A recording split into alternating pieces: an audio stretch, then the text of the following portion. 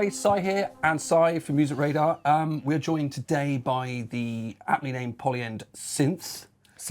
Which is a synth. From Polyend. Yes. Yeah, cool. It does what it says on the tin. Yeah. But it's more than just a basic synth. It is a multi-timbral, 8-voice digital polysynth.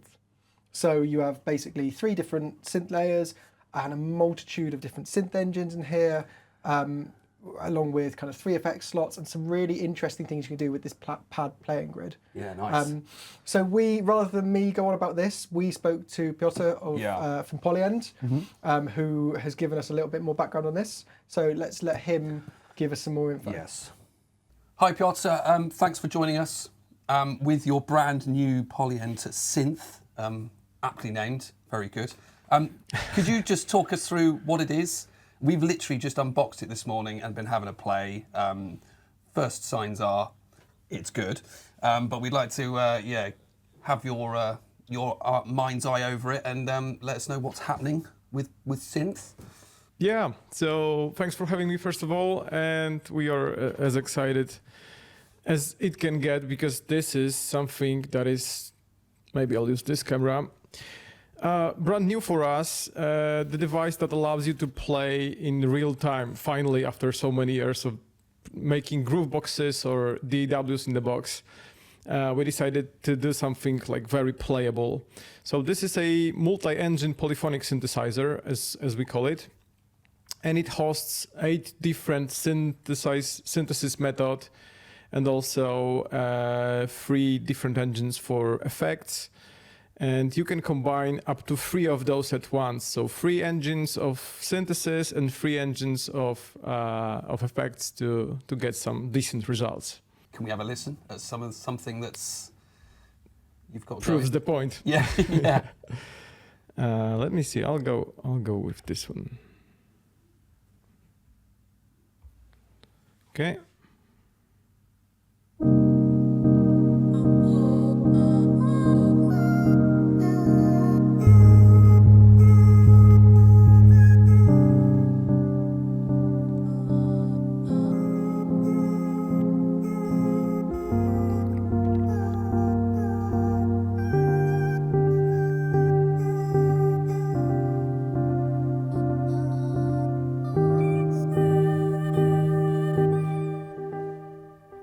Nice. So that's like one of the examples of using 2 of the granular synthesis methods. So tell us a little bit about these synth engines in here. So anyone who's used kind of the more recent versions of like Tracker and Play might find some of them familiar. Is that right? But am I right thinking there's some new ones in there too?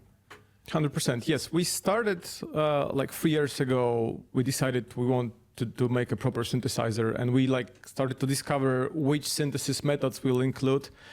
And because on the way we implemented quite a good bunch of them, we wanted our users to already have them in other units, namely Tracker Plus and Play Plus. We developed Tracker Plus and Play Plus to have more computing power, audio over USB, etc. But then we said, okay, how about we also put in some of the synthesis methods.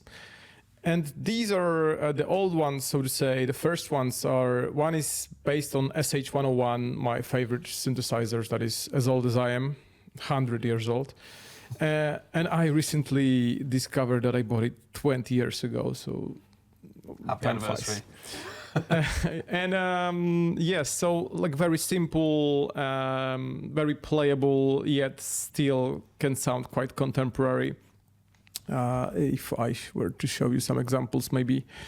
Yeah, so then we also throw into that a little bit of more sourness, so to say. So we implemented the filter that is based on 303, so it can go a little bit more towards that direction. Or I'll use this camera again.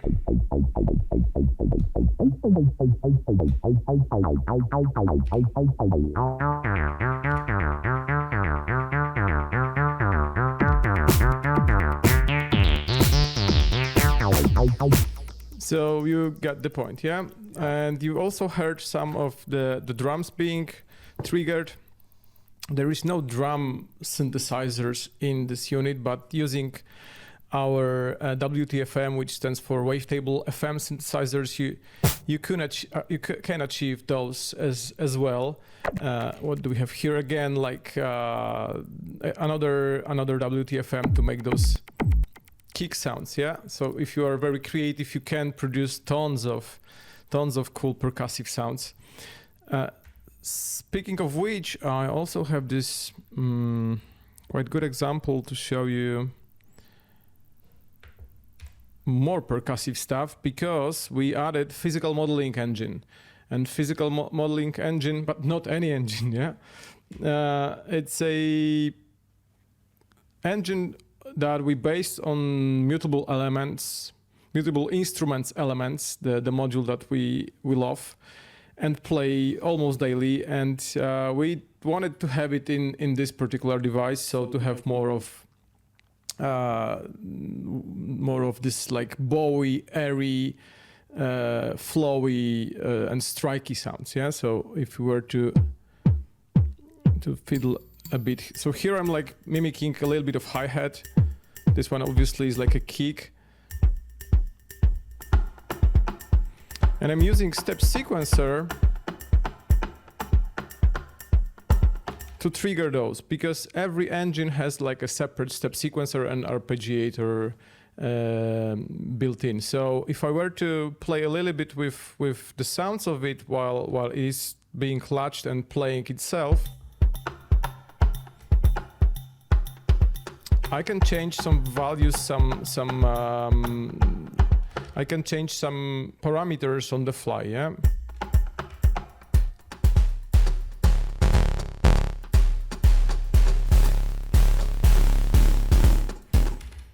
And you see here me using those C1, C2, C3 combos. Those are like macro combos where you can store or control up to 5 different values in different directions and different speeds just by twisting one knob, which is quite handy while playing live, or if you don't want to dial into the values of the real engine, you can just try it out, because we have tons of presets for every engine, and they utilize those combo macros as well. So we kind of seen it from your demos and what you've had going on there, but with the pad grid, there's some quite interesting stuff going on that allows you to kind of play kind of different synths one-handed and things like that. Tell me a bit about like the playability of this. Am I right in thinking that it's got the pads are aftertouch equipped? Is that right? Right. So maybe to show you the options of the aftertouch, I'll just load this kind of Blade Runnery type of thing. And so here I've got like one synthesizer that is called VAP, stands for Virtual Analog Polyphonic Synthesizers, based again on something we like, those analog classics like Juno or Prophet 6. And here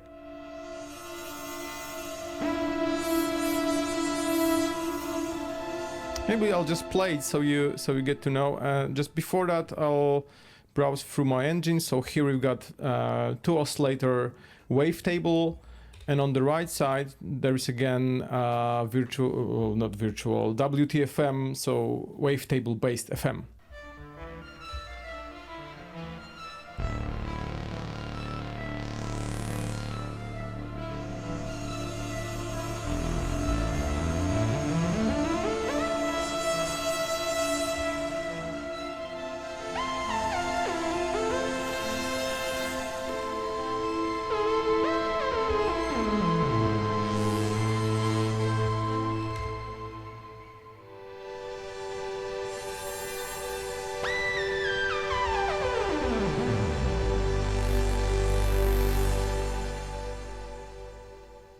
So it shows you the abilities to play easily. I'm not a virtuoso by any means, and I make a lot of mistakes, but we've developed this kind of function that allows you to utilize grid with technology to get some musical results instantly.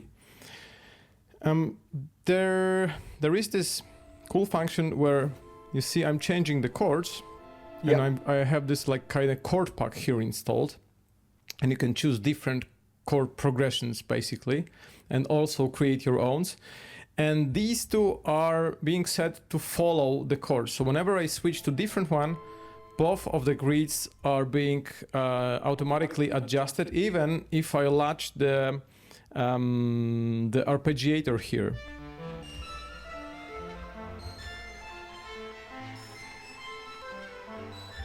Yeah, so it follows my chords, and also if I play the same notes,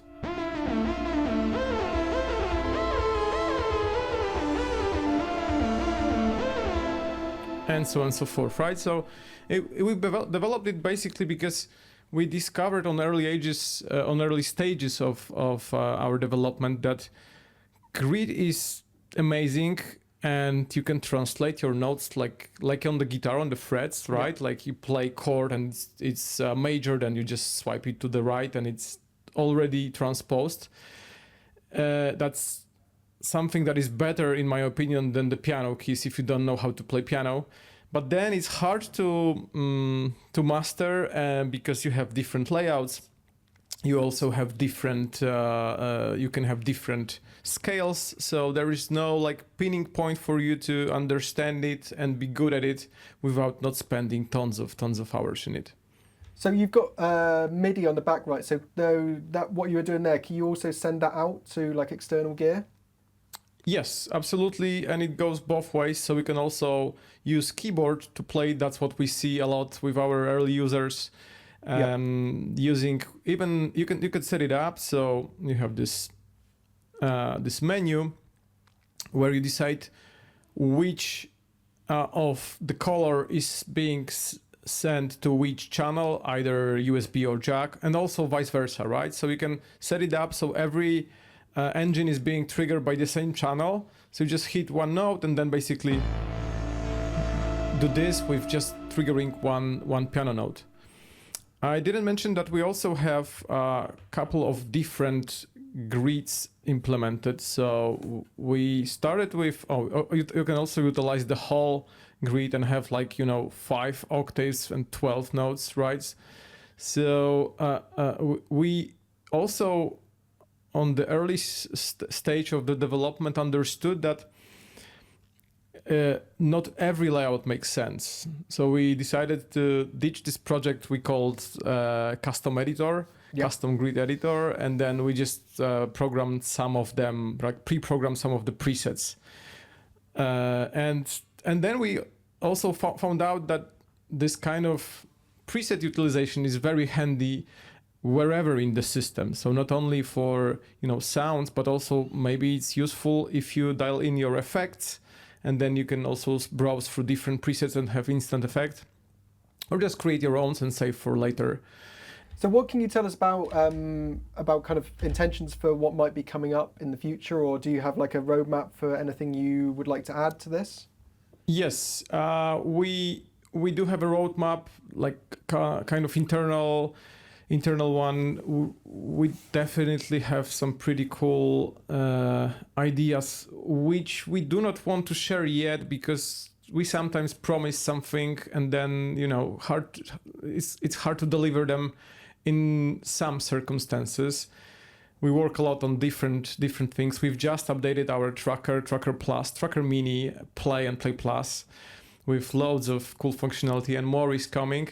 But as we, last year we showed something and promised to deliver it, and we failed. So sorry for everybody who is still waiting. It should be all out now, but it's probably easier for us to deliver those and focus on the development rather than just promising something. I think there is already tons of feature that you will be happy discovering for quite some time, and we will be probably faster in delivering another firmware than you will manage to grasp all the functionality of 1.0.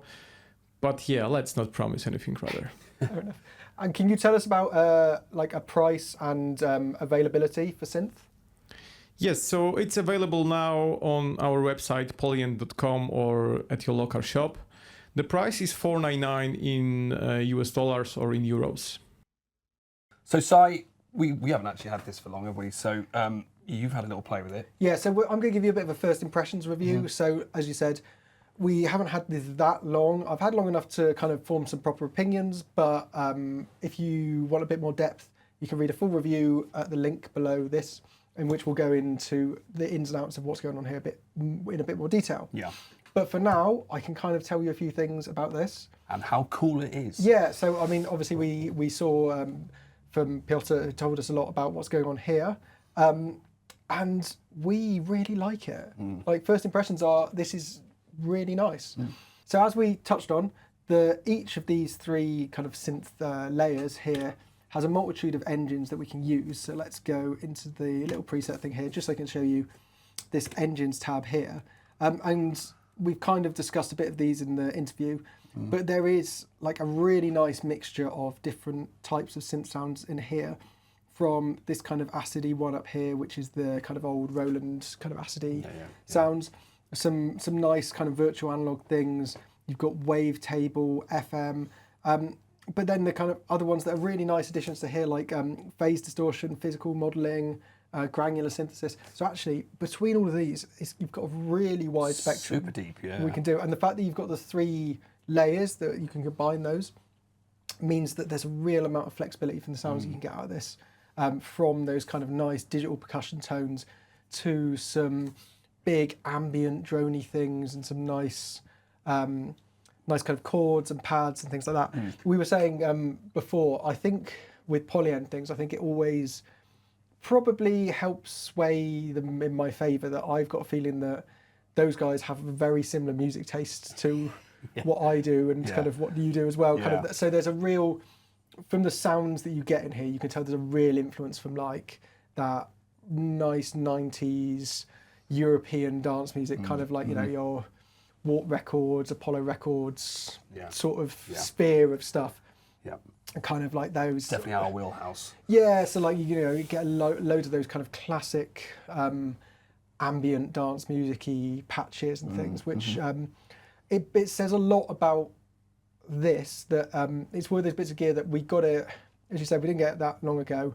I unboxed it here, was like, okay, I'm going to get my head around this, work out what I'm going to do, and immediately started filming demos, because as soon as you get it out and start playing with these pads, you're like, actually, straight away, I'm getting some really nice sounds out of this immediately. Yeah. So let's talk about the things that are going on here and what we like about it. So yeah, as I said, let's go into a little bit more detail on these synths here. So each one, you can assign that an engine type, and then as we saw in the interview, you've got these three macros, which are generally kind of mapped to kind of timbre, movement, and experiment. So experiment being the kind of interesting one there, where it kind of generally pushes things into a bit more atonal and weird sounds, depending on how the preset's set up. Yeah.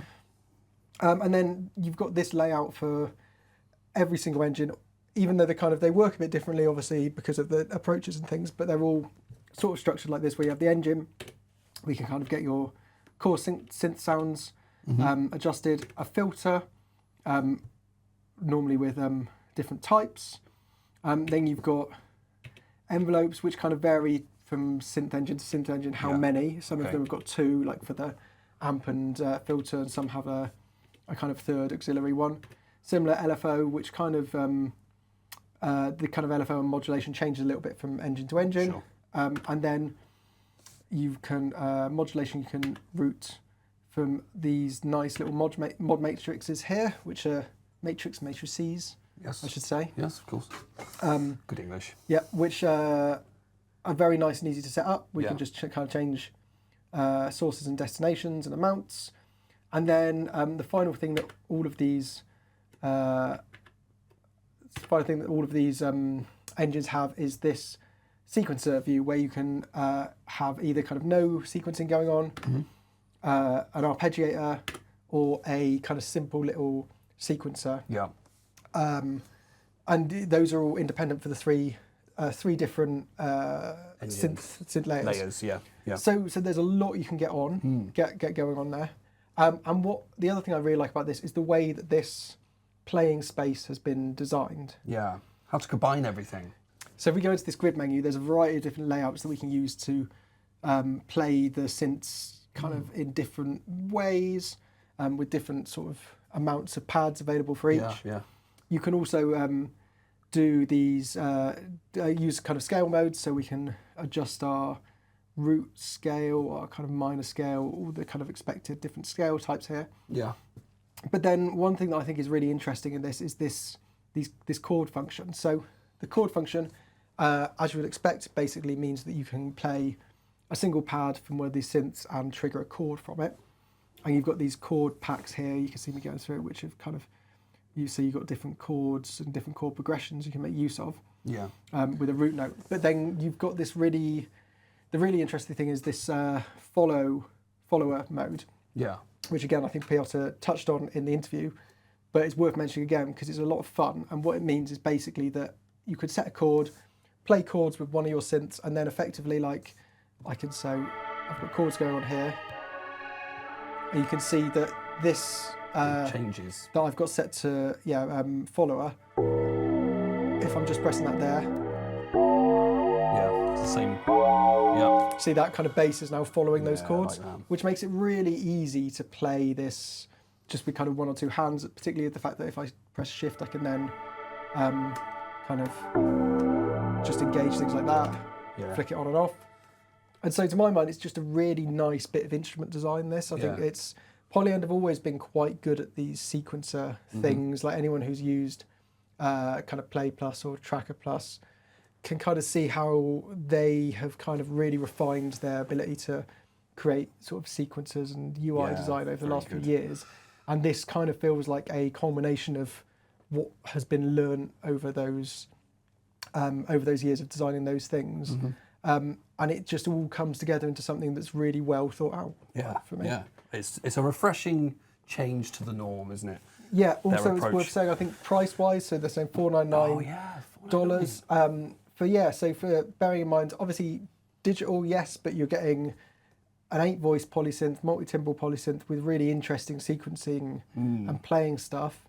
And that's a really good price for me. I mean, there's a couple of things, the couple of things I would mention on this is, which to be fair, this is a version 1, or kind of not version 1, but kind of launch firmware we're using at the moment. And I have noticed a couple of things where, particularly if I've been playing and say changing the tempo of a project or kind of changing between presets while playing, you do get a few little kind of audible artifacts. Right. And I've noticed the odd little kind of glitch in control of things, but mostly those have been things that have happened more when I'm doing things that you wouldn't really do in a performance, like I said, like kind of drastically changing the tempo while playing or going through different presets. So like nothing that has caused major issues, and also, like I said, this is the kind of initial firmware, so bug fixes will occur very rapidly. So nothing massively problematic. Another thing worth mentioning, you've got MIDI in and out, so actually you can use this nice sequencing, nice kind of playing surface, because it's worth reiterating what they were saying, that actually, unlike Tracker and Play, which are very much like sequencer driven, this is very much designed to be played live, and it definitely works best at that, even though you've got that kind of sequencer stuff in there. So it's nice having the MIDI output, because although we haven't had a chance to try driving any other gear using this, you can see how it would work as a really nice playing surface. Yeah, and it's aftertouch as well on the pads. Yeah, you've got aftertouch on the pads, which makes it very nice and expressive. And then also you've got power coming from USB-C here, and you can power it from an external battery pack like those other bits of Polyend gear. So again, that kind of adds nicely to the portability. And yeah, like I said, it kind of all just comes together as something that I would say is really nicely designed, and we are instantly quite big fans of. Yeah, well done, Polyend. Thank you for sending it over. And like we said, if you want a bit more in-depth view on synth, the link to the review is below in the description. Also, hit the comments if you've got some ideas or some thoughts on synth yourselves. Do let us know there. And don't forget to like and subscribe and all that jive. Until the next time, we will see you soon. So, ciao. Thanks.